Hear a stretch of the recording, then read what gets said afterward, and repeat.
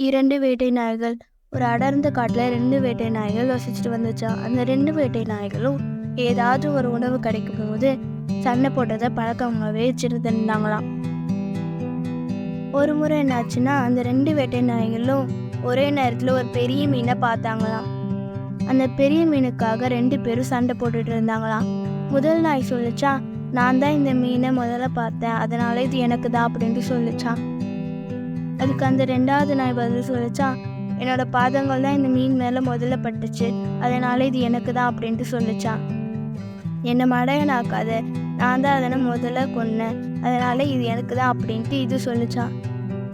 அதுக்கு அந்த 2வது நாய் சொல்லிச்சா, நான் தான் இந்த மீனை கரைக்கு கொண்டு வந்தேன், அதனால இது எனக்கு தான் அப்படின்ட்டு அந்த 2வது நாய் சொல்லிச்சான். 2 பேரும் அப்படியே சண்டை போட்டுட்டு இருக்கும் போது ஒரு குள்ள நரி அந்த நாய்கள் பண்ணுற எல்லா சண்டையும் பார்த்துட்டு இருந்துச்சான். அப்போ அந்த நரி போய் நாய்கள்கிட்ட சொல்லிச்சான், உங்களோட பிரச்சனை என்ன அப்படின்ட்டு என்று சொல்லுங்க, நான் அதனை தீர்த்து வைக்க முயற்சி பண்ணுறேன் அப்படின்ட்டு கேட்டுச்சான். அதுக்கு அந்த முதல் நாய் சொல்லிச்சா, இங்கே பாருங்க ஓனையாரே, நான் தான் இந்த மீனை முதல்ல பார்த்தேன், இது எனக்கு தான், ஆனால் இந்த சகவாசி எனக்கு தான் வேணும் அப்படின்ட்டு சொல்கிறான் அப்படின்ட்டு சொல்லிச்சான். உடனே அந்த 2வது நாய், நான் தான் இந்த மீனை கரைக்கு கொண்டு வந்தேன், அதனால இது எனக்கு தான் அப்படின்ட்டு சொல்லிச்சான். ரொம்ப நேரம் இப்படியே சண்டை போட்டுட்டு இருக்கும் போது அந்த குள்ள நரி மீனுடைய சதையான நடுப்பகத்தை எடுத்துக்கிட்டு தலைப்பகுதியையும் ஒரு பக்கமாகவும் வால் பகுதியை ஒரு பக்கமாகவும் வச்சிருச்சான்.